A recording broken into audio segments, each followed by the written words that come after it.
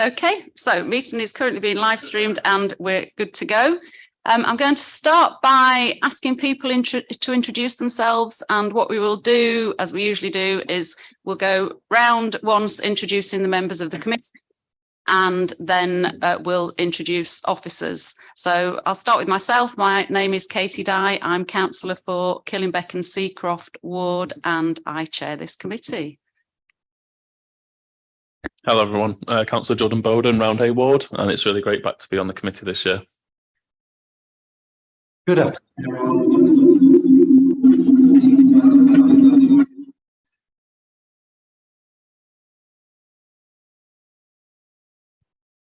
Hi everybody, Councillor David Jenkins from Killingbeck and Seacroft Ward, substituting for Councillor Tudor. Good afternoon, folks. I'm Councillor Adrian McCluskey for Farnley and Wortley, and this is my first committee meeting ever. Good afternoon, everybody. I'm Councillor Hanan Headingley High Park, and it's my first meeting too. Thank you. Good afternoon, everyone. I'm Councillor Mohammed Rafiq, Chapel Alton Ward, and I've also got oversight of climate, energy, waste and green spaces. Good afternoon, Councillor Eleanor Thompson from Guysley Borden Ward. Good afternoon, Councillor Mohammed Shazad from the Moortown and Meanwood Ward. Good afternoon all, my name's Councillor Ed Carlisle for Hunsett and Riverside Ward. Afternoon, Councillor Rick Downs, Otley and Eden Ward. Good afternoon, Councillor Norma Harrington, Wetherby Ward. Mike Foster, elected member for Ardsley and Robin Hood. Councillor Barry Anderson, Adeline Wharfdale Ward. Thank you, everybody. And now can we start with officers from Polly? Is that okay? Good afternoon, Polly Cook, Chief Officer for Climate, Energy and Green Spaces. Good afternoon, Cassie Sivapalan from Governance Services.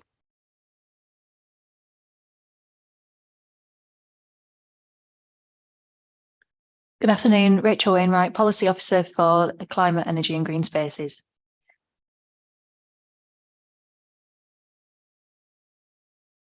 Good afternoon, I'm Rachel Elliott, Travel Planning Team Leader in Influence and Travel Behaviour in Highways and Transportation. Afternoon, I'm Ewan Chimera, Transport Planner in the ITB team as well. Hi everyone, I'm Nazar Sufi, I'm Head of Decarbonisation and Plan Maintenance on the Policy team.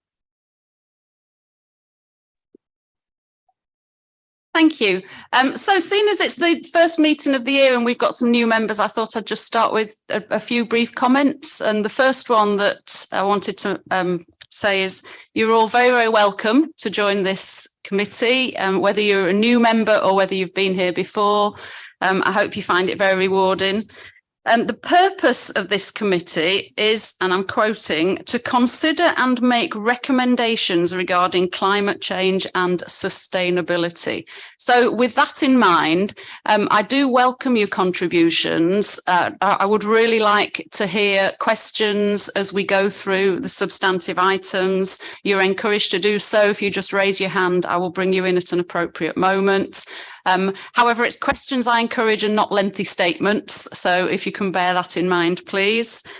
At every point in the cycle of meetings, I will assume that you've read the papers. So we won't expect officers to go through and make points about anything that you've been sent as a pre-read. We have 3 hours allocated for each meeting. We won't always use that, but I think if it's in the calendar, it means that it's there should we need it. If we don't use it, then you get to go away a little bit early. And if it's looking like we will run over, then I will do my best to kind of move the discussion on. And then the last thing I just wanted to mention is when you finish speaking, if you turn your mic off, that'll hopefully stop the echoing that we can be prone to. So with that in mind, welcome to the first meeting of the year, and we'll go on to the agenda. And Cassie, do you want to lead us through the first 3 items, please? Thank you, Chair. Under agenda item number 1, there were no appeals against refusal of inspection of documents. Under agenda item number 2, there was no exempt information. And under agenda item number 3, there were no late items.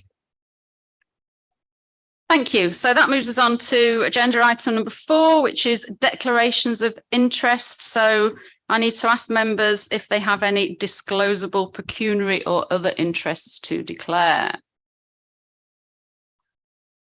Okay, we can move on then.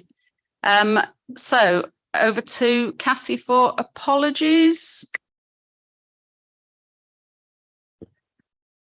Councillor Newton sent his apologies ahead of the meeting, and Councillor Tudor has also been unable to attend. Thank you. Thank you. And I want to thank Councillor Jenkins for stepping in place of Councillor Tudor. So we do appreciate that. Okay, so if we turn to the minutes, then what I tend to do with the minutes is go through each page and give you a chance to comment or raise any issues on each page. So they should all be numbered in your pack, and they start with number 5. So any comments or questions on page 5?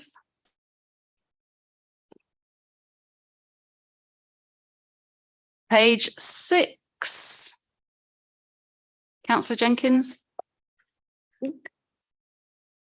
Yeah, I'm not sure. Can I, item 18, is that on page 6? I don't know which page I'm on. Page 5. Page 5, you're right. Yeah, you go. Is that all right? So item 18 is about, has there been a response from Sports England with regard to the Black Crumb sports turfing? I haven't received a response. I know a letter was written to them, but I personally haven't had any response back from them yet. I was going to go on to Rachel for updates on item 19. So if you wanted to briefly let us know, Rachel, if we've had any correspondence to the open forum commitments and Guiseley Primary School, but if you also have had anything from Sport England, you can let us know that too. Thank you. Thank you, Chair. Similar to yourself, we've not had any correspondence received back from Sports England following the letter that we sent. In terms of the update on the open forum from the last meeting, we sent correspondence to both the commitment and Guiseley Primary School, obviously acknowledging their contributions to open forum. And just as a reminder to those in attendance, we confirmed that we wanted to arrange for the commitment to attend community committees as appropriate, and we're looking to arrange for that to happen in the new municipal year. We also contacted Guiseley Primary School to thank them for asking for schools to receive support in terms of wildflower seeds, and we'll be asking ward members to contact individual primary schools and support with that initiative as well. Thank you, Rachel. Does that answer your question, Councillor Jenkins? Yeah. I think we should follow that up. Yeah, we will do. If you could just make a note of that, Rachel, we definitely should do that. Thank you.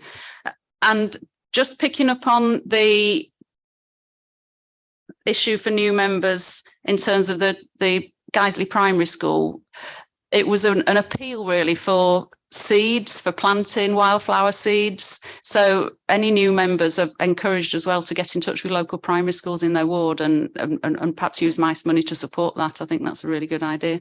Councillor Carlisle. Yeah, just with regards to the Sports England thing, like, is there anywhere, can we go above Sports England? Like, can we go over their heads, like to the, I don't know quite how it's structured, but can we go to government and I don't know, like who's, other than God, who is above Sports England? Thank you. Is that you wanting to come in, Polly, on that? I was just going to say, I'm not sure what the structure is, but we'll look into it and we can certainly do that as like an escalation. Thank you. Okay, let's move on before we get sidetracked. Page 7, any comments on page 7. Jenkins. That's probably page 6, actually. So on item 20, because I won't come to these meetings very often. I just wanted to raise the proposed feasibility study for a community greenhouse in Bermontos, fueled by the RERF, and whether you could just place that on the agenda and make sure that we follow it through. Okay, thank you for raising that. I'm pleased to tell you it is on the working group's agenda for this year, so we will be looking at that. Thank you. Okay, anybody else on page 7? Page 8. Page 9. Page 10. Page 11. Page 12. And page 13.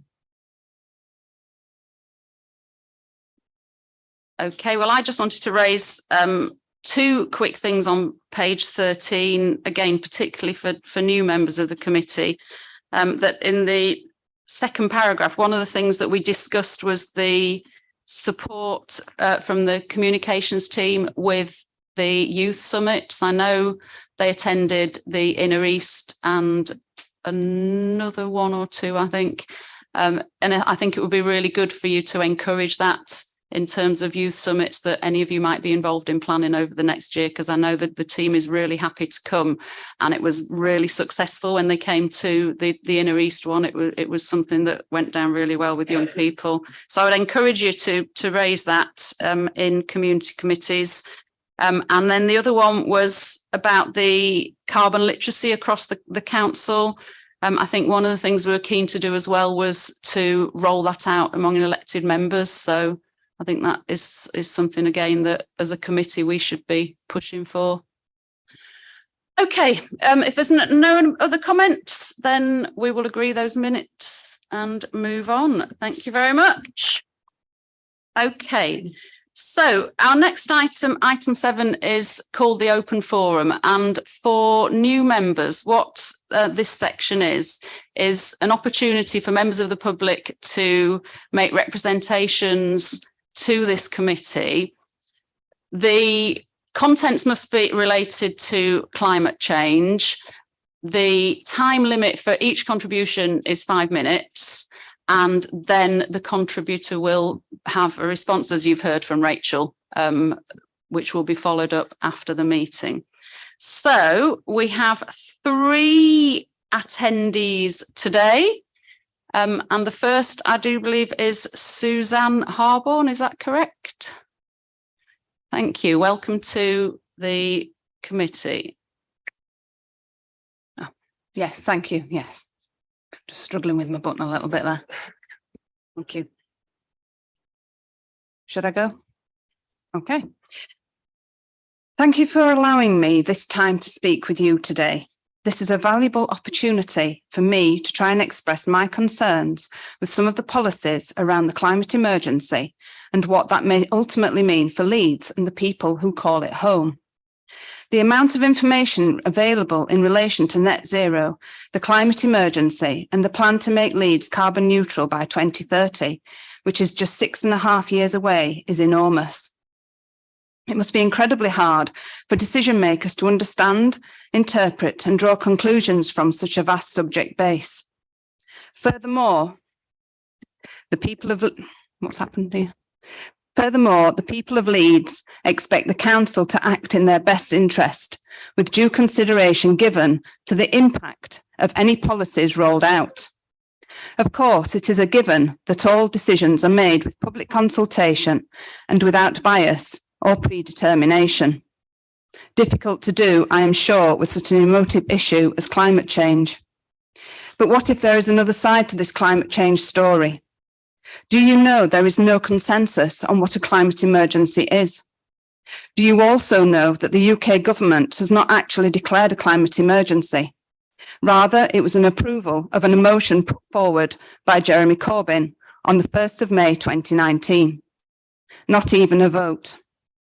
Notable too that this was after Leeds City Council declared a climate emergency following pressure from youth climate strikers and Extinction Rebellion, which incidentally is funded in part by a man named Chris Hone, a multi-billionaire who at one point was paying himself over £1 million per day. None of the concerns I have are going to affect people like Mr. Hone. Sorry, there's something wrong with this microphone. Is it possible just to check that that's actually working properly? Is it all right? Okay, it just seems as it's going on and off. Do you think that using language such as emergency and catastrophe helps people to make rational decisions, or are we all being whipped up into a frenzy of fear? Emergency gives the impression that something life-threatening is imminent. Is it?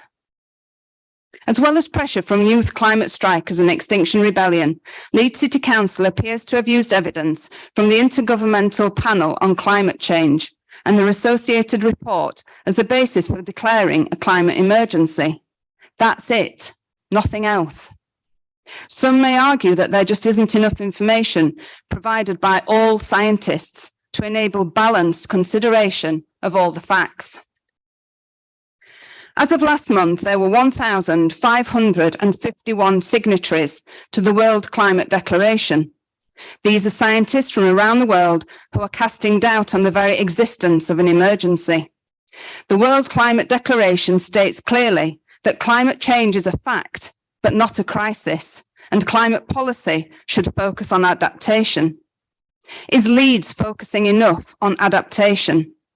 For the sake of balance and to ensure there is no advisory bias, surely it would be pertinent to consider the views of these scientists. The Leeds Climate Commission website states that Net Zero Carbon Roadmap for Leeds shows how the city can achieve its ambition of net zero emissions by 2030 with many positive benefits for health, equality, travel, housing and the environment. My question to you today, how can you be sure about this final statement? What if the policies being pursued would impoverish local people and bring our local economy to its knees rather than improve it? Let's be clear, I'm not denying that changes can be made to improve the local area. After all, if people took care of their own patch, we'd all live in a much more pleasant environment. I've seen community orchards and herb gardens this weekend in Leeds, and it's all really good stuff. And I really love the fact you're sending seeds to the children at school. But we want more of that. I believe that decisions are being made at a local level without full knowledge of all the facts, and that is a massive worry. I have lived in Leeds for 18 years, and in that time it has changed beyond all recognition. Since 2020, there seems to have been a step change in the amount of anti-car measures being installed, bus gates, bollards and cycle lanes, not to mention the surveillance cameras of both people and traffic. Yet more have been installed within the city centre in the past month. For what purpose? If Leeds is truly serious about its stewardship of the small patch of earth it occupies, why the need for all this type of infrastructure? Combined with the recent national consultations on digital ID and the digital pound, use of carbon calculators in banking, as well as the vast sums of wealth being created in the name of net zero, do you really think that this is all about saving the planet? Does it bother you that far from empowering people to make thoughtful decisions, these measures may simply enable the implementation of totalitarian control reminiscent of the Chinese Communist Party? Thank you very much for listening. Thank you for attending, and thank you for keeping your contribution just about to 5 minutes. We've noted your views and you will be receiving a written response in due course. Thank you.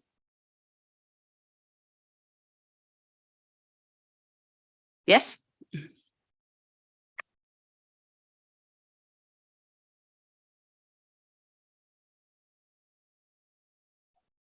Okay, thank you very much. So our next contributor is Trudy Canavan.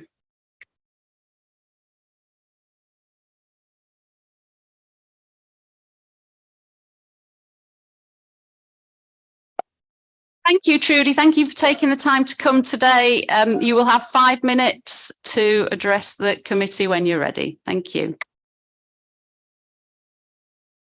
Okay, thank you. Yeah, so I've arrived at this meeting today, excuse me, as a result of attending the Inner East Community Committee meeting in March, where Councillor Katie Dye spoke about this group and said she welcomed involvement from the public. Otherwise, I wouldn't have known of its existence. So thank you, Councillor Dye, for informing me about this.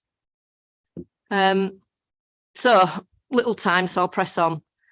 And I will share this. I've only finished it today, so I didn't have time to send it in, but I could get this circulated to you all because there's some links in here that I'd like you to look at.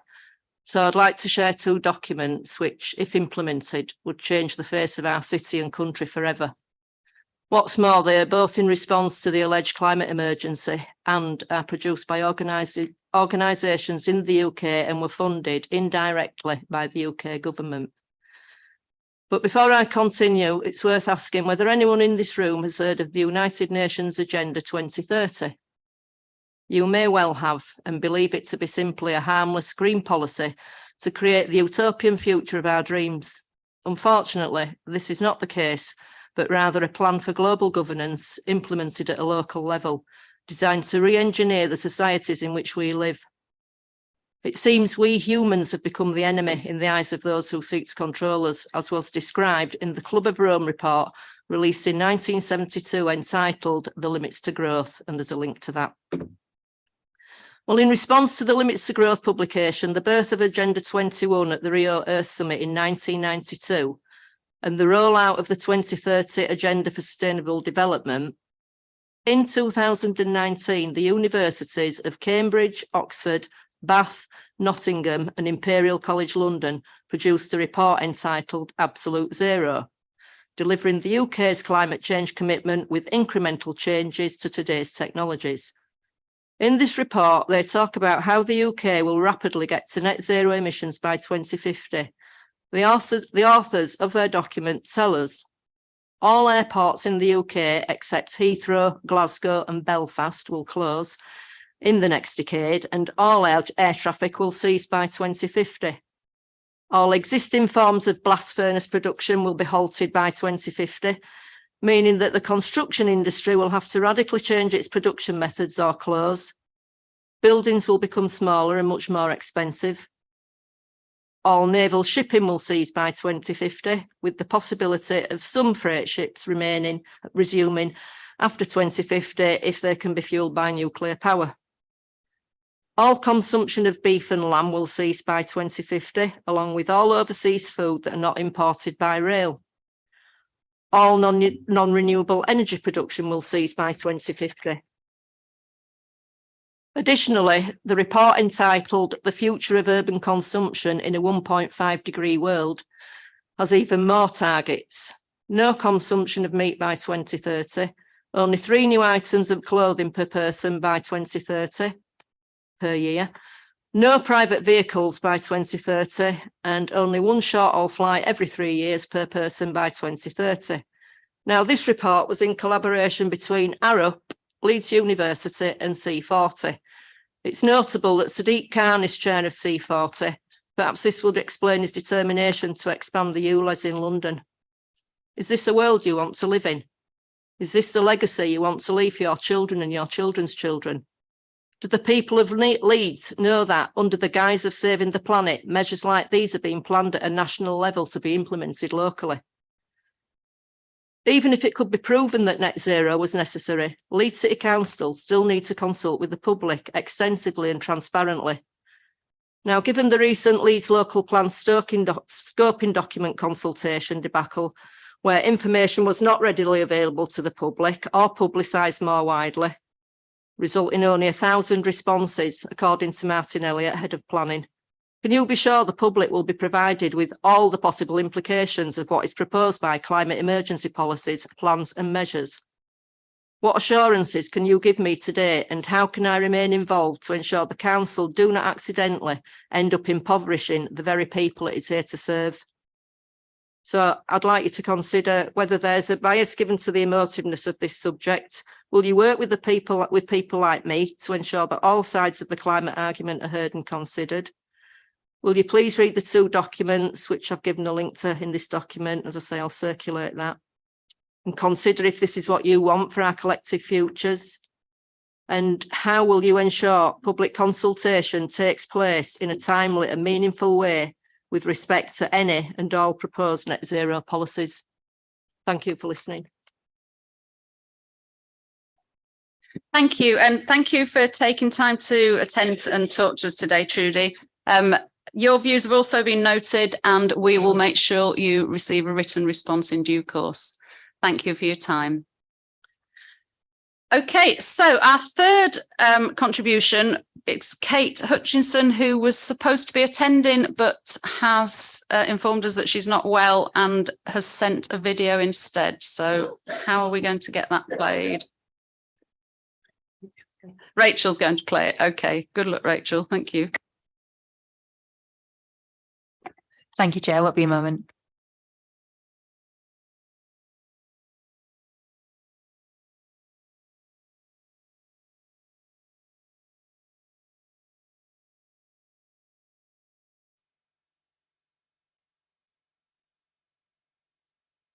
Hello Yorkshire, are you ready?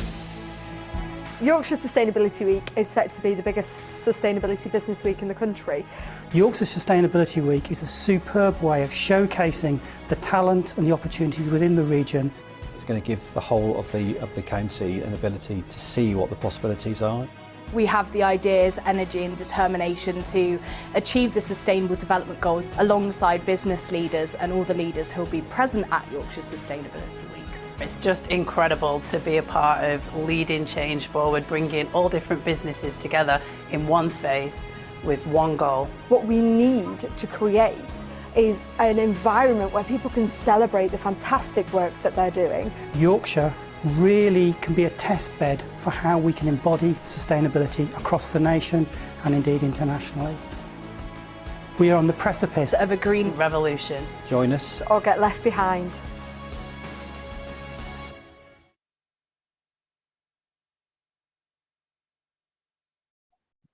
Okay, thank you very much, Rachel. So that's our three open forum messages. Thank you for people who attended in person and for the video. All your contributions have been noted. So thank you very much. Okay, so that moves us on. Oh, but just before we do move on, just again for new members, if you do have anybody that you know who thinks they'd like to come and address open forum, we have had attendees who've come on invitation from members of the committee, and they're very welcome to do so. So please spread that message. Okay, so that moves us on to item 8, corporate travel plan. I know we have Rachel with us. Are you going to present, and do we possibly have Gillian online somewhere as well, lurking in cyberspace to join us as well? No, I am here online, but I'm going to let Rachel do the speaking. It's much easier for you. Thank you. Okay, thank you very much, Rachel. Do you have a presentation for us? Okay. Yes, I will share my screen.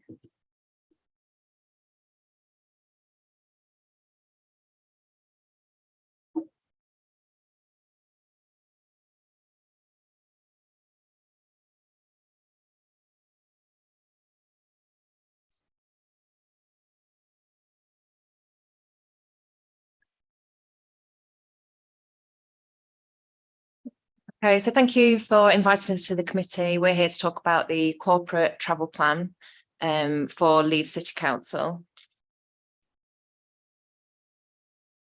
So just an overview of what we're going to talk about. I'll give you a bit of background to the corporate travel plan, the existing plan, the progress and achievements that have been made to date, more up until pre-pandemic 2020. Then look at where we are now, discuss why we need a refresh of the corporate travel plan, what the key challenges are.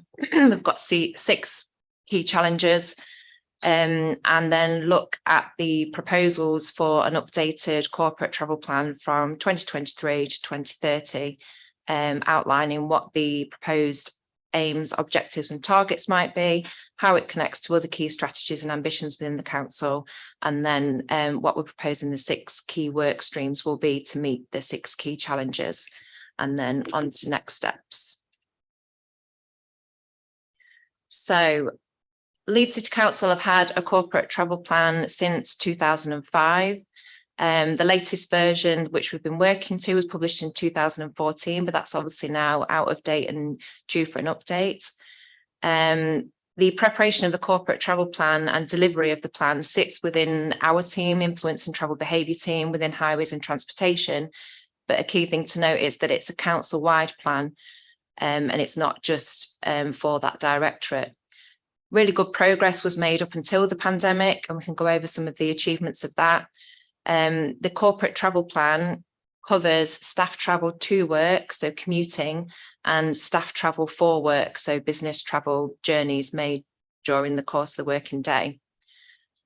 The 2014 corporate travel plan work streams focused on business travel efficiencies. So that was looking at our own fleet, vehicles owned by the council, and the grey fleets, that's privately owned vehicles that staff are driving for work.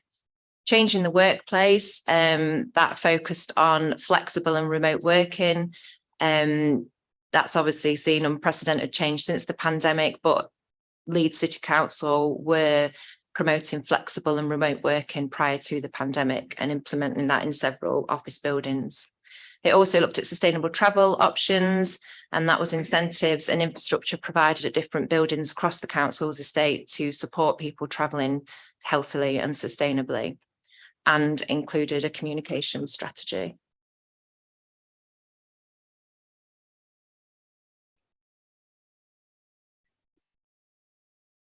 So looking at progress to 2020, if we look first at the staff commute, we've been conducting travel to work surveys in across Leeds, not just of council staff, but other organisations as well.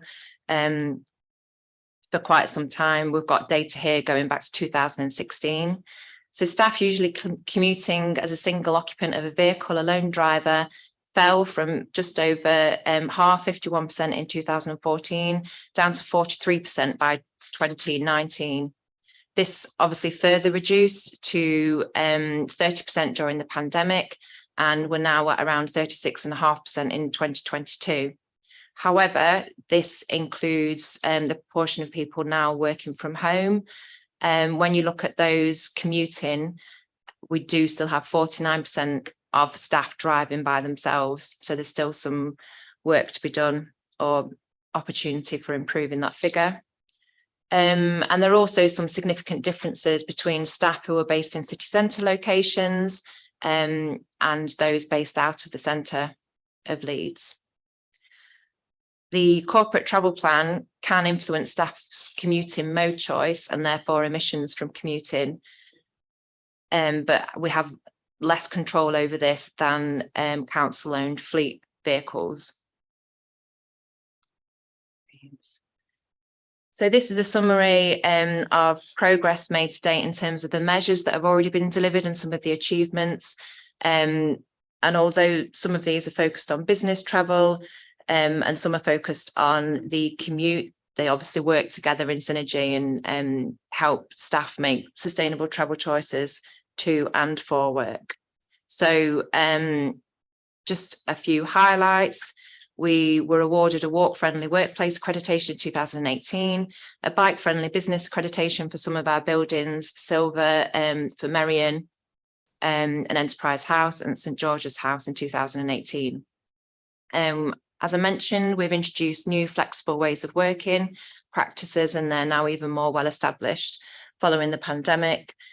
We've got various initiatives, including a pool corporate M card scheme, where the council can purchase travel cards at a significant discount from Metro, and we make these available at buildings so people can use them to travel during the day, and they don't need their own private car at work to do that. We've introduced pool e-bike scheme, cycle repair stations have been installed at a few buildings, and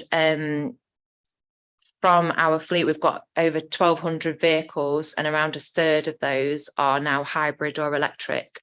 We've got full vehicle telematics being rolled out, and they're in about a third of vehicles to date. The cycle to work scheme, which enables staff to purchase bikes essentially tax-free, and make a significant saving on cycling equipment as well as bicycles, is really successful. And we have about 211 bikes purchased per year through that scheme. And as it's a salary sacrifice scheme, that incurs a 45,000 national insurance saving to the council per year. Similarly, the e-vehicle leasing scheme, we have about 100 vehicles purchased on that per year, and we have various discounted public transport ticketing initiatives. So moving on, why do we need to review and refresh the corporate travel plan? We've highlighted here, we need to have an ambitious vision for our corporate travel plan. As Leeds declared a climate emergency in 2019, we need ambitious aims, objectives and targets for the step change needed to meet the ambitions of other key strategies, which we'll have a look at in a minute. The current travel plan is now out of date. We've seen unprecedented change to how people work and travel post-pandemic, so we need to refresh the corporate travel plan to take that into account. And we really need to be leading by example, meeting our own standards, excuse me, meeting our own standards that we expect of organisations in Leeds. As a team, we secure travel plans through the planning process, and we work with organisations across Leeds, workplaces, schools, health and venues to implement their own travel plans. So we need to be leading by example. And also to be an employer of choice. The corporate travel plan helps us support our colleagues with the cost of living crisis and their health and well-being, travelling actively and sustainably in affordable ways. So there's quite a bit of text on these slides. This is talking about where we are now. What are the key challenges? We've mentioned travel to work habits have seen an unprecedented change. We need to better understand what these current travel and work practices now are, and make sure that we've got the right measures in place to support staff for hybrid working, which will have implications for the council's estate and facilities management. And we want to continue to extend the offer of measures available to staff so that they can make those healthy and sustainable travel choices. In terms of the grey fleet, so this is vehicles privately owned by staff but driven for work. In the last 2 years, the council has spent over £3 million on reimbursing grey fleet mileage. Although staff mileage travelled remains below pre-pandemic levels, it is beginning to increase again. And looking at the data, high mileage is concentrated in particular directorates and service areas. It's not evenly spread across the council. In 2021, there was 3.187 million miles claimed, and that's gone up in 2022 to 3.56 million miles claimed. And then also the council's recently adopted a Vision Zero strategy. So the corporate travel plan will help us realise this strategy and implement some of its measures. And the aim of that strategy is to have 0 road deaths. So to align the corporate travel plan with the Vision Zero strategy would be to have 0 staff killed or seriously injured when travelling for work, and ideally to and from work too.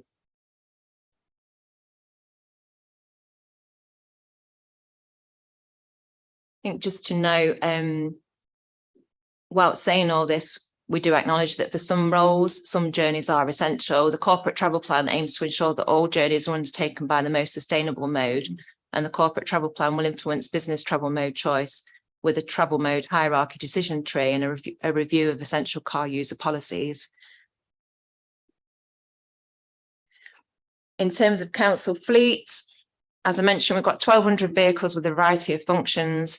The council have been a leader in adopting electric vehicles, and we've got one of the largest e-fleets in the country. Around a quarter of the fleet are fully electric, and the target is to only purchase low emission vehicles by 2025. However, the majority of these vehicles don't have tracking technology in them yet. Implementing telematics will allow us to monitor the usage of vehicles and make sure they're fully utilised to their maximum potential. Fleet vehicles, so vehicles owned by the council, fall into scope 1 carbon emissions, and the council's already set a target to reduce CO2 emissions from fleet from 10,274 tonnes in 2018 to 9,000 tonnes by 2025. In terms of sustainable business travel options at all council sites, we want to meet our own standards and policy and of those that we expect of developers and organisations coming through the planning process. And this means upgrading facilities at buildings over and above a threshold, which is yet to be agreed. But that's the proposal. We want to adopt and rigorously apply a sustainable travel hierarchy that ensures all staff consider this decision tree when travelling for work purposes, starting with, do they need to make the journey at all? And then driving on your own in a privately owned car or van should be the last resort. And a question for the committee is, should members' terms and conditions mirror this policy, officers regarding travel to and for work? So I think there's a number of questions being asked of the committee throughout the slides, which we can perhaps come back to. And then in terms of car park management, we want to ensure that parking available at council sites is made available to staff on a needs basis. So minimal levels of parking are used by those that need it most. And it's essential that car parking provision does not incentivise car use at the expense of sustainable travel options. So moving on to the proposed ambitious aims, objectives and targets. And we'd like to seek members of this committee's views on these ambitions and targets. So what we're proposing is an aim that mirrors the Leeds transport strategy for staff to be an employer where every role can be carried out effectively without staff needing to travel in their own car or van. And that would mean for all journeys undertaken by Leeds City Council employees, we will reduce the need to travel, encourage and facilitate safe, healthy and sustainable travel, thereby improving staff and health wellbeing and minimising any negative travel impacts, including environmental congestion and road danger. And then translating that into objectives and targets, it would mean reducing or removing the need to travel through the use of technology and digital communications, enhance travel mode choice through infrastructure, information and incentives, reduce the mileage of business-related trips undertaken in fossil fuel powered vehicles, and support the council's commitment to making Leeds carbon neutral by 2030. And we've got some proposed targets, which have purposefully got some X's left in there because the figures are yet to be decided. But at the moment, we would envisage having targets around reducing single occupancy vehicle travel to and from work, zero staff road deaths or seriously injured by 2040, aligned with the Vision Zero strategy, work towards making Leeds carbon neutral by 2030, and reduce business travel in privately owned vehicles to X thousand miles, and then the target that we mentioned previously, reducing CO2 emissions from fleets by 2025. And this slide highlights the alignment with existing council policies and strategies. And the question for the committee is, are there any strategies and policies that we've missed? We think we've captured them all. Those that feed into the corporate travel plan, and the corporate travel plan needs to be aware and aligned with. So we've got the transport strategy, HR policies, the Best City ambition, which includes climate emergency, Vision Zero, the air quality action plan and estate management strategy. So these are the proposed 6 key work streams that meet those 6 key challenging areas. And the key point to make here is that successful implementation of the corporate travel plan will require cross-directorate adoption, support and delivery. It's definitely not something that highways and transportation can do in isolation. And again, the question is, should member travel be included within these key work streams? So the work streams we're proposing are the staff commute, fleet, so council owned vehicles, sustainable business travel provision at council sites, car park management, Vision Zero, reducing road danger, and grey fleet, so staff owned vehicles and mileage. And then finally, this just outlines the next steps for the corporate travel plan. So we're obviously here for early engagement with the SEAC committee, early June, internal consultation with cross-council officer working group, present the draft corporate travel plan, including the action plan to SEAC working group and other boards, staff union member consultation, and then the proposal is to have it adopted by the end of December this year. Roles and responsibilities and governance for the corporate travel plan are to be confirmed, but to emphasise again, it won't be successful unless we've got full council buy-in and senior officer support. So we're requesting of this committee that they support delivery of the corporate travel plan with a cross-council approach and by engaging directors to ensure buy-in. And then finally, funding and budget. An ambitious corporate travel plan will need adequate resourcing. Salary sacrifice measures already generate national insurance savings. So the cycle to work scheme in particular, which could be ring fenced as a budget for the corporate travel plan.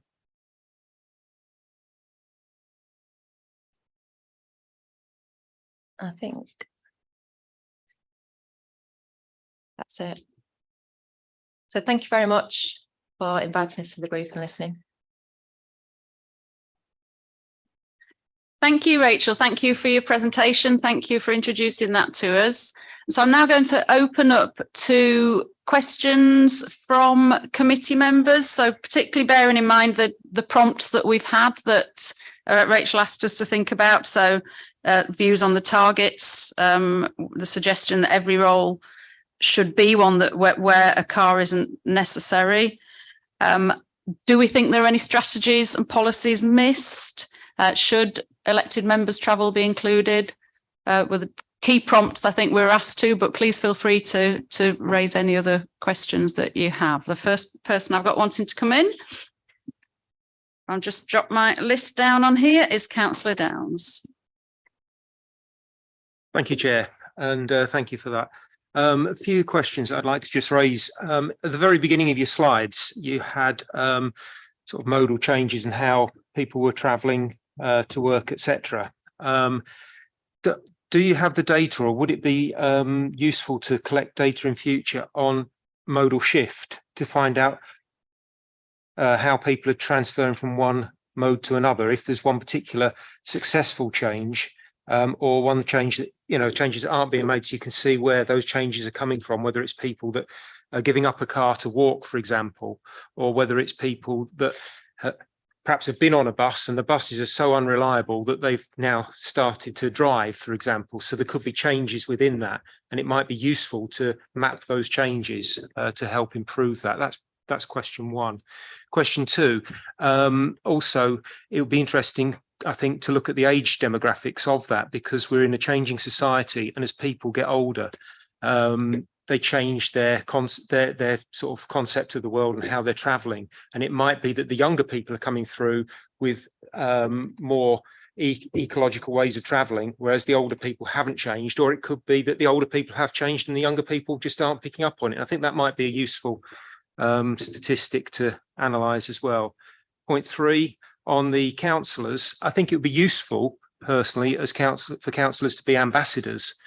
We are seen in and around our community, and I think it would be very useful for us. I did actually inquire last year about the possibility of being involved in the employers scheme for an electric car, because I can't personally afford one at the moment. I want one. I've got solar panels, so I can run one off of one, but I can't actually afford the outlay. And I was told, no, it's not available for councillors. I think it'd be interesting to find out what other councillors feel about it and what the whether that's feasible or not, because obviously we're on short-term contracts, as it were, of 4 years, and that may have an implication. And then the final thing about travel is I've driven here today from Otley. I've driven because I've got another meeting that I've got to get to for 4:30 when this one's finished, which I may or may not be on time for. And my concern is that there are a lot of meetings for councillors, and we're driving all over the city. Out of necessity, I can't get here by public transport from where I am, because the transport is that unreliable and that infrequent that it's not possible. And I noted that when with COVID, we started doing more online meetings. I'm having more online meetings with officers. I'm actually supposed to be in a meeting at the moment with a planning officer. My ward colleague's taken that because I'm new to this committee and I didn't know there was going to be a clash. But that's taking place online. So the officer hasn't had to come out to the ward and we haven't had to travel from our homes to meet the officer in Otley, for example. And I think more and more of that should be encouraged. I've asked licensing to look at when we review film certification. I've had to drive in from Otley to certify one film for a 10-minute meeting and then go back out again. And that is something that I know they're looking at the possibility of doing online. I think the more of those type of things that we can do online, that will greatly reduce the amount that certainly councillors and officers travel to meetings. And I think that perhaps is something that could be considered within that. Thank you, Chair. Thank you. Thank you for that contribution. Did you want to come back on those points, Rachel? Yeah, I can try and answer some of those questions and then take any other points away. So the first one in terms of mapping mode shift and the modes that people have changed from and to, I think it's fair to say in more recent years, it's been quite a snapshot survey where we just get the mode data and we can see proportions of different modes going up and down, but not necessarily in enough depth of detail to understand where they've changed from and to. I think my colleague Ewan will know whether we've collected it in that level of detail more in the past. I think we have. And we are reviewing the questions that go into the survey. And I think, especially in terms of the corporate travel plan, we'll need to do a more in-depth survey next time. So it is that sort of question and the age demographic question that we can potentially include as well. So that was point 2. Point 3. Yeah, I'd certainly agree for councillors to be ambassadors for the corporate travel plan. In terms of the access to the EV vehicle scheme, I think that's one that we need to take away and consider as part of the corporate travel plan. I know we are aware of requests for that scheme previously, and it's probably us that have responded to them accordingly. And then number 5, yeah, absolutely agree in terms of more online meetings. And if there's anything we can do through the corporate travel plan to support that, I think that the decision hierarchy or the travel of mode hierarchy that I mentioned, it starts with that. It doesn't, there need to be a meeting in the first place. Does it need to be a face-to-face meeting, or can it actually be done online instead? Thank you. Okay, next person coming in was Councillor Carlisle. Yep, so thanks for your presentation and the work that you and your team are doing on this. Just a set of queries really. I think some of this definitely kind of veers into kind of the wider landscape, the Connecting Leeds wider landscape. So if you need to kind of push back on any of this, feel free. So I think one big query that I've got, and I think probably many of us around the city have, is around e-scooters. I think e-scooters in some respects have huge potential, low energy and, kind of don't take up that much space. But I think there's also, as we'll see and know, there's kind of real concerns around them. And I think there's a real danger that just generally that they lose credibility, as not amongst the people who use them and enjoy them, but they lose credibility amongst the wider population who just find them irritating and dangerous and all that kind of stuff. And that would be a real shame if they then kind of lose credibility and then somehow get kicked into the long grass, and big heavy government legislation kind of makes it very, very difficult. But at the same time, then does need to be, there's a bit of a gap there. So I suppose I just wondered if you're seeing much just within kind of council staff, much move towards that, or I don't know, can we as Leeds try to pioneer something around there? And I appreciate there are cities, I think maybe Cambridge and others have kind of really done some pilots around this. I'd be interested to know what they're learning. So that's point 1. Point 2, you mentioned car sharing. It seems to me that car sharing is just this big thing that could create a huge shift in the city, and just because unlike, you know, we all want mass transit and all that kind of stuff, but actually this is something that is ultimately something we could do right now. And as I said, I appreciate you're already trying to push it, but I'd just be interested in how as a city we can really push it harder, how as we as the council can really lead on it, because there's something about economies of scale. You need lots of people to be signed up to car sharing to make it more valuable or more workable. So I'd be interested to know how we really try to up the ante with car sharing, and I'd be interested to know if there's places around the world where local authorities or collectively kind of communities have really gone for it. Question 3, how are we doing with getting EV electric vehicle charging points into Leeds City Council venues like the one-stop centres, hubs? And finally, I think I'm sure you touched on this, unless I'm imagining it, but I guess when thinking about kind of modal shifts, people shifting, certainly when they're shifting in the right direction, it just strikes me that communications and sharing stories is a really key part of that, because I think quite a lot of it's imaginative work. It's trying to help people to imagine different ways of travel. So I'd be interested to hear you talk more about what we can do to better communicate and better share stories of, you know, I don't know, Bob, who works in accounts, saying, well, I used to drive every day, but then I shifted to, I now cycle into town every day alongside Councillor Rick Downs and we love it. And we're never late for meetings because we don't get caught up in the traffic. Yeah, I'd be interested to know about that kind of communication and stories angle. Thank you. Do you want to come in on those questions, Rachel? Yeah, sure. Thank you. So starting with e-scooters and the potential for them and them not losing credibility, I think as you may be aware, Leeds weren't one of the cities that were involved in the formal trials of e-scooters. Some cities weren't put forward for that. So they are still illegal at the moment in Leeds, but we're staying abreast of what's happening nationally and looking at the outcomes of the trials. We have, as hopefully you're aware and may have seen in the press yesterday, got the Leeds City Bike scheme launching later this year. So that's not e-scooters, it's electric dockable bikes across the city, and including some e-cargo bikes as well. Moving on to car sharing and how we promote this. There's car sharing and there's car clubs. So we do have a network and a growing network of car club spaces. We've got about 65 across Leeds at the moment, with plans to expand that. And car clubs are the pay-as-you-go vehicles. The appointed operator at the moment is Enterprise. And we also have corporate membership and usage of those car clubs as well. So that, I think, where you're talking about journeys and there isn't the public transport connectivity, it gives an option for using a car club vehicle instead of your own private vehicle.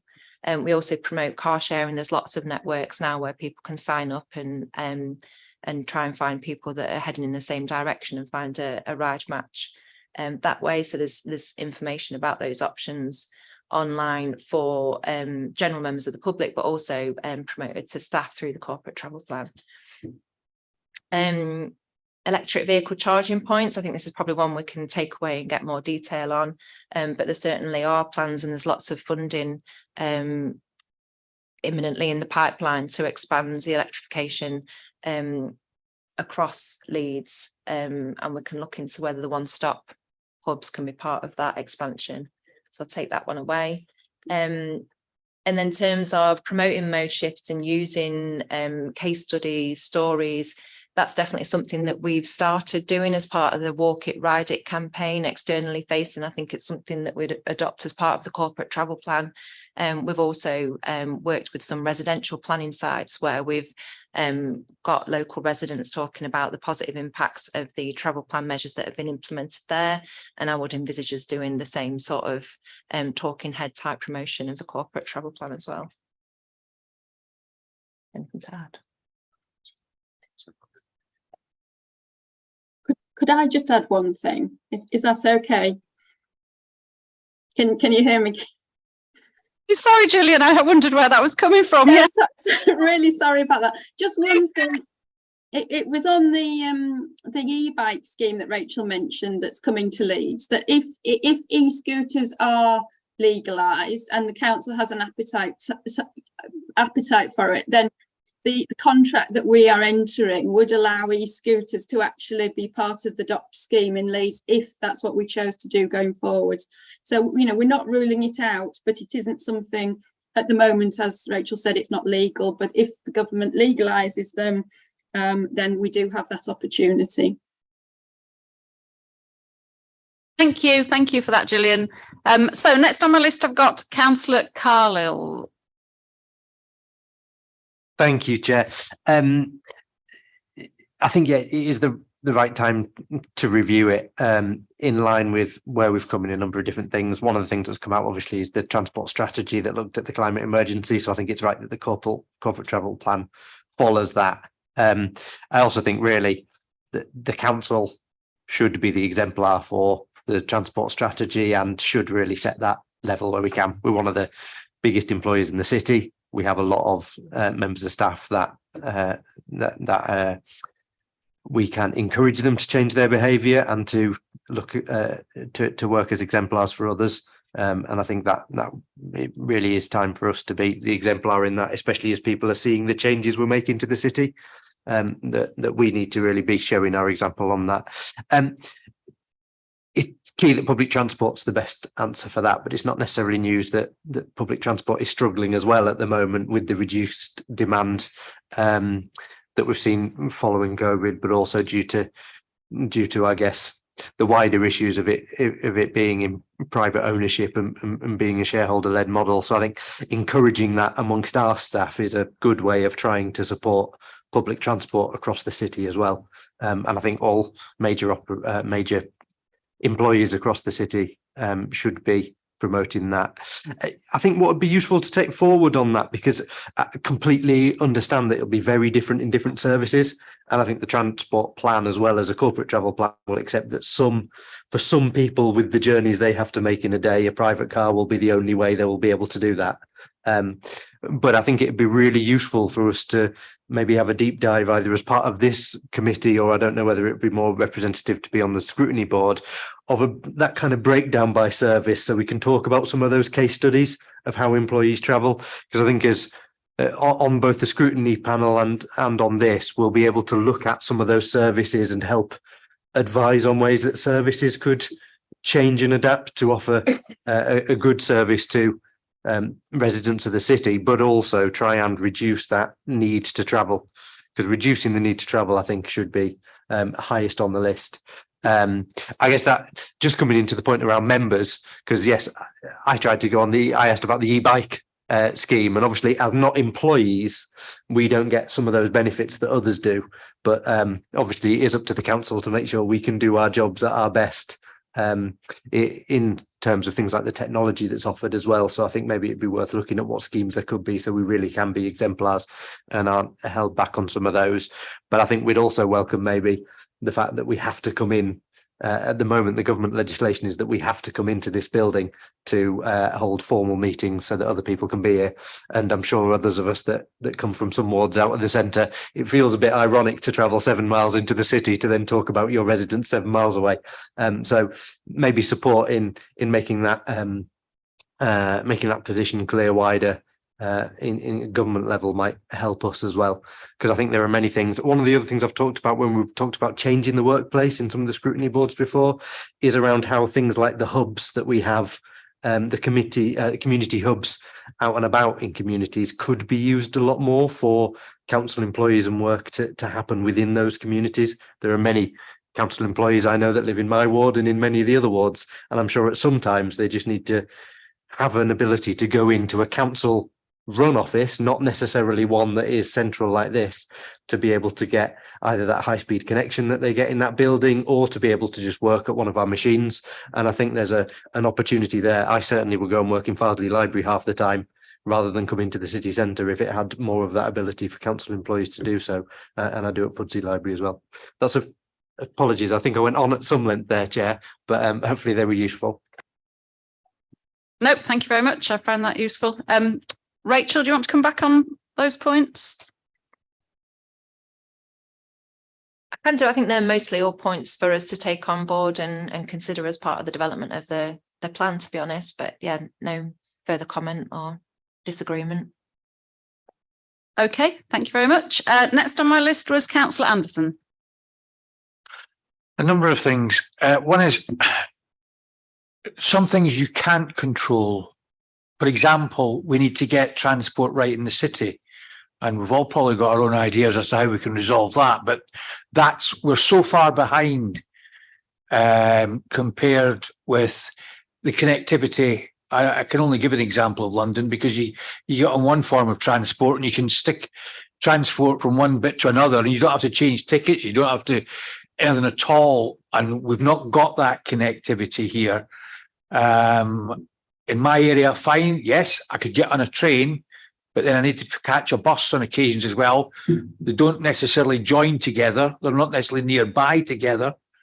You get bus services coming into the city. Some will go through the city centre, some will go down to the bus station. You've got all sorts of problems that are out with your control. So we need to get the transport system sorted out before we start taking the sledgehammer to people whose behaviours may not necessarily be the right thing to do. We've got to get that right, first of all. But you've also got to look at, you can't have a one size fit all. As Carol pointed out, if you live in the outer areas, your chances of getting decent public transport is just about zero, not quite zero, but it's not far off it. And all the services we've got seem to go in the way, not round the way. So if you're trying to get from one place to another, I mean, in the outer northwest, how would I get from where I live if I was needing to go to a meeting in Guiseley, as an example? Need to come in, go back out again. Bit of a waste of time doing that. So we need to look at what we're going to do about that. It also depends where your journeys start and finish. You might start leaving your house with a direction of coming in towards the city centre, but your job may then take you out to somewhere else because you need to have site visits with officers. So they may suddenly be out of place.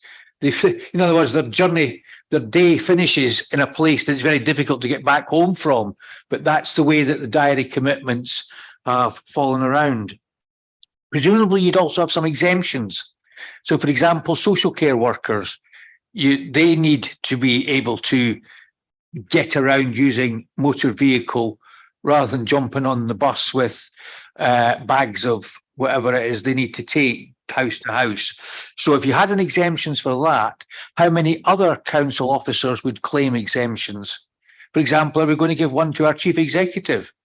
Because how's he going to get in and out from away up in North Yorkshire? He does it by car.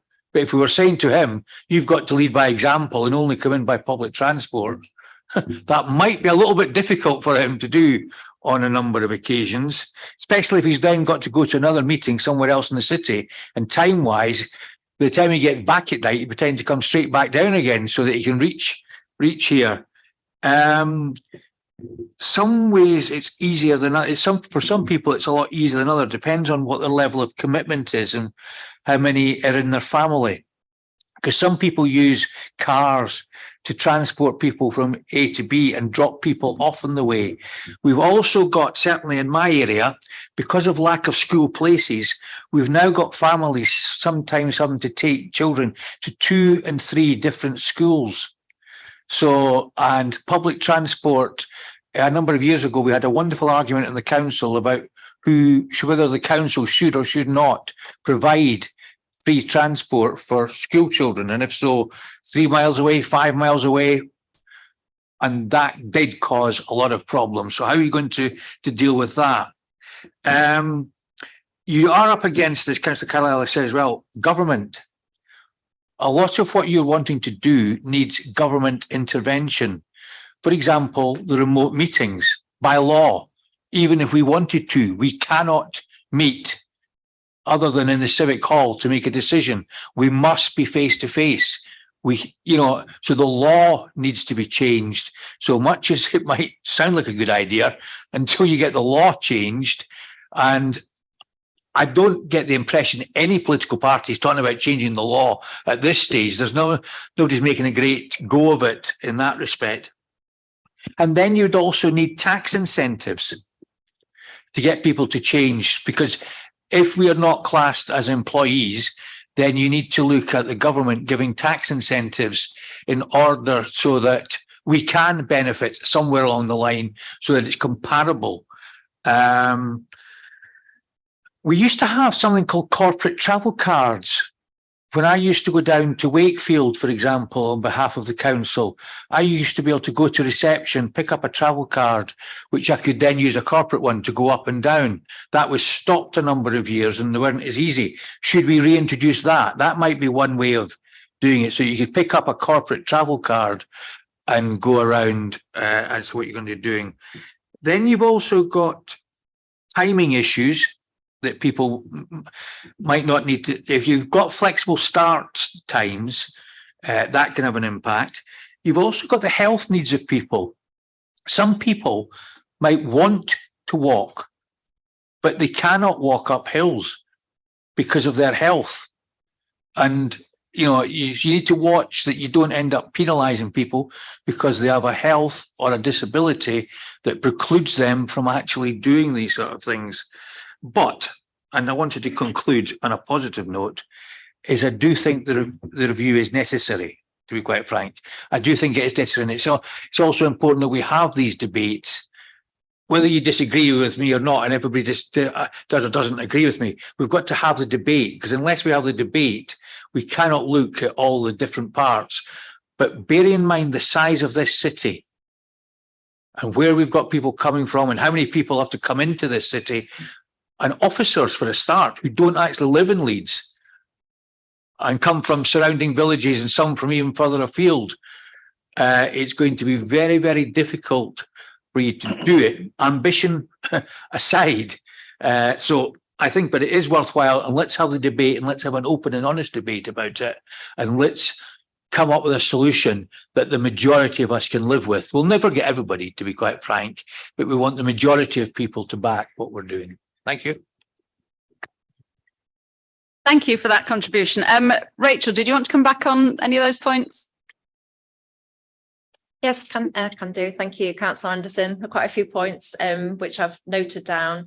I think, yeah, the presentation today was to set out that ambitious vision, and but whilst acknowledging that it won't be a one size fits all, there will be some exemptions, and the corporate travel plan proposals will need to take that into account. Trying to pick up on some of the points more specifically. In terms of, well, particularly the corporate travel card, that measure is still in operation. It was dropped off during the pandemic, but we're certainly trying to make sure that those corporate travel cards are available at building receptions. Again, they're back at Merion, aren't they? So promoting them to staff and increasing the usage of them, because they are available to the council at a huge discount on what it would cost an individual to buy them. So we definitely want to make more use of them. And then, yeah, in terms of things like health needs and interlinked journeys, just an example, looking at car park management, when we're talking about a needs basis, that's exactly the sort of thing I think we'd need to look into, is making sure that parking provision is available to those that need it most, as opposed to whatever the previous allocation system might have been. Thank you. So next person I have on my list is Councillor Thompson. Thank you, Chair. Just very briefly, what are we doing to look at best practice from other authorities, and what more could we do? Thank you. Thank you. Do you want to come in on that, Ray? Yeah, we're part of various networks in terms of the travel planning sector. There's an organisation, membership organisation called Mode Shift, and we contribute to that quite actively in terms of presenting to that group. But then the whole purpose of it is sharing best practice ideas, both in terms of travel planning for workplaces, schools across Leeds, but then our own practicing what we preach, corporate travel plans as well. Okay, thank you. Does anybody else want to come in? Councillor Jenkins is next, and then Councillor. Yeah, I just thank you for the report. I think it's really interesting. I just wonder about Park and Ride and whether how many council officers use Park and Ride, and whether we could try and extend Park and Ride to other parts of the city, particularly the east, and whether that would actually help in terms of decreasing the amount of vehicle travel within the city. Do you want to come in on that, Rachel? Yep, I think I'm just looking to see if we've got the percentage of current Park and Ride at the minute. I don't think it's not separated out on the graph, but we can provide that to the committee. And yeah, absolutely, we work with so Metro, Wyker Combined Authority have a West Yorkshire Travel Plan network, which we actively promote with them. Obviously staying up to date with progress and changes and promoting any sort of discount ticketing initiatives on the Park and Ride. Okay, thank you. Councillor Foster. Thank you. The more I look at this and read into it, it's quite simply a case of all roads seem to travel towards public transport on this. And I think this city is well known as being poorly served, considering it's a provincial capital, probably one of the most poorly served cities in Western Europe in relation to public transport provision. And that's been made even worse now with the election of our West Yorkshire Mayor and the fact that she served notice to all our main suppliers of public transport that they were all going to have their routes refranchised without what seems to have been a short-term to medium plan to deal with that issue. So I guess the question I'm trying to understand is what pressure Leeds City Council are bringing to bear against West Yorkshire Combined Authority to finally get their act together, recover the situation and deliver us a public transport system that the people of this city deserve. So, Rachel, I don't know if that is beyond the scope of your particular presentation, but Councillor Carlisle, I think, wants to come in. I can come in if it's easier because I do represent, obviously, the city. Well, I represent West Yorkshire, actually, as one of the members of the Transport Committee. I think the struggle that we see over public transport, that I see certainly, and that came from that note that was taken around the assessment report that came out the other day, and I'll be careful in my words because that obviously goes to consultation and audit before any decision is taken over what to do with public transport. But there's a clear move at the Combined Authority towards bus reform, and that bus reform of whatever method it takes, whether that's an enhanced partnership plus or goes to the franchising route, comes at the point that we've seen that since the 1980s there has been a decline in public transport across the country everywhere outside of London. And London is the only one that has further control to manage its own network and fares. And I think that's what has led leaders of West Yorkshire to get to that position where the trust in private operators to improve services to the quality that we would like to see them is somewhat decreasing by the moment due to the fact we have lost services at every time. I think that's what has led to that decision coming out. It may lead to turbulent times if the mayor does decide when that time comes to move towards franchising, because it will be a change for bus operators. But I think the problem is we've been going down this road for a bit too long, and I don't think any city outside London has seen better public transport than it did at the time the decision was made to move it in. And I always think it's an oddity that there's only two things I'm aware of that the council is not allowed to do, and I'm sure there are others and people can tell me. Actually, I think I've just thought of a third one, but we're not allowed to open a school because that must be opened by an academy group. We're not allowed to offer healthcare because the NHS, it's within their right to do so, and we're not allowed to run a bus. And I think it's a bit odd, even in that state, that with privatised bus markets, we can't enter that market as a council as well, because we would pick up some of those services, I think. So that's what's led to that time of looking to make that decision, because I can't guarantee that private operators will offer us the solution that you're asking for, like a modern European city's quality of public transport that we would like to see, that many of us see if we go to either London or most provincial capitals in Western Europe. And unfortunately, we don't have that ability to offer that service in Leeds at the moment. You are seeing it start over in Manchester, and let's see how that goes. And then West Yorkshire will see what the best decision is. But I think the problem is how we look at public transport in the country, I would say, probably, rather than that Leeds is somehow way behind Edinburgh, Glasgow, Sheffield, Birmingham, name other provincial capital there. But I think that's where we're going. And that's why the mayor, I think, has been tough on being sure to make decisions at the right time that move us in the direction that could improve public transport, I think, because we've tried a lot over the last 40 years, has it been, that it's been deregulated? And so something's got to change. And certainly the Labour group, I think, believe that that is the way to move on that. Thank you. Does anybody else have any more questions or points? Okay, so I think we've had fairly comprehensive debate on that. I hope it's moved forward in terms of the things, Rachel, that you were asking of us in terms of a contribution. We have certainly expressed our views in some of the things that you asked us to think about. We've discussed strategies, we've discussed policies, we've discussed other options to cars. We haven't really looked at whether travel for elected members should be part of the corporate travel plan. I don't know whether anybody has a view on whether it should or should not. It's our status that is the issue, not the will. I would argue it's whether or not we are or not employees are or not entitled to certain benefits that come along with it. And also, as Councillor Downs says, the short-term nature of, a lot of people are not in favour of 0 hours contracts. Well, sometimes it feels a bit like that being a councillor sometimes, because you're working 40, 50, 60, 70, 80 hours a week for not a lot in comparison terms.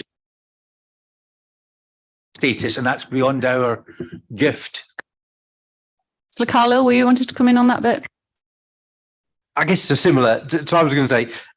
Absolutely happy that members are included as a section in that, but it will have to take into account that we don't have the same status of others. But I think it would be useful at that point where many of us do want to be ambassadors in this, if the council can look at it and say, right, you may not be eligible for the Bike to Work scheme, but what could the council support you in doing your work or in helping us to reduce the amount we need to travel similar? So yeah, I'd very much welcome that kind of thing, but it would have to be looked at very separately, I think, for most employees. Councillor Downs. Yeah, just a quickie. I mean, also on a completely unconnected, but it's relevant. When I first started as a councillor, I paid into the West Yorkshire Pension Fund. That was taken away from me by the government. So I now don't have a pension. And the government said that everybody is entitled to a workplace pension. I don't have any other income, so therefore I'm not entitled to a pension. But following on from that, I think a similar thing will probably come up with our ability to use the council's scheme for electric vehicles, etc. And I think that if it's in the travel plan that we have a desire to do it, if we can't do it, I think we should then lobby MPs and government to say, this is what the council would like to do. And I think moving forward with the environmental agenda, you should really look at this and give us the opportunity to be a part of the scheme, maybe not full members, but some way of benefiting so that we can actually, as I said earlier, and as you've repeated, be ambassadors to say to the city, we're your elected representatives, we believe in this and we're going to lead by example. Okay, thank you for those contributions. So hopefully, Rachel, that's given you some feedback on all of the questions that you asked us to consider in your presentation. And hopefully you can go back with those and that'll be useful in terms of framing the action plan. So just bringing this item to a close then and looking at what we were asked to do. So in terms of recommendations, we were asked to support the plan and the production of an action plan, which I think as a committee we do, looking at nodding heads. One thing that Councillor Carlisle brought up in the discussion was the idea of a deep dive into different services. Well, one thing that we do is we invite the directors of each directorate throughout the year to attend this committee meeting and feedback on progress in their directorate relating to climate change. So we could ask them as part of that if they can make reference to how the corporate travel plan is being implemented in their directorate in terms of their own staff travel and their grey fleet and things like that. And that might help in terms of the action plan and contribute towards that if people are in agreement with that. Thank you. And the other thing, I guess, an ask from us, which came up a couple of times in the discussion, was the use of data. So people mentioned modal shift and age demographics in terms of data collection. I think that would be really useful. I think you said you were going to look at that, Rachel, in terms of future data collections. So we talked about members, we talked about directors, data. Oh, and the other thing really is the meetings that we have to have in person, and whether there's anything that we can make any recommendations as a committee in terms of that respect, and any meetings that we don't have to have in person that we would be in favour of moving online, and then that would kind of fit with the idea of the top priority of the travel plan is not to travel. So I think they would be our recommendations. If anybody's got any others or happy to go with those. Okay, thank you very much. In that case, thank you. Thank you for your presentation. Thank you for your time. I hope you found the contributions useful and I hope they can feed in. We did say we were going to revisit in a working group, weren't we? So we will do that later in the year. We'll come back when the action plan is underway and you can come back to one of our working groups. Okay, thank you very much. Thank you for your time. Thank you. Thank you. Thank you, Gillian, as well. Thank you. Bye. Bye. Okay, so we're moving on to item 9, which is the update on public sector decarbonisation. Naz, are you presenting on that one? Yes. Shall I put my presentation up? Yes, please.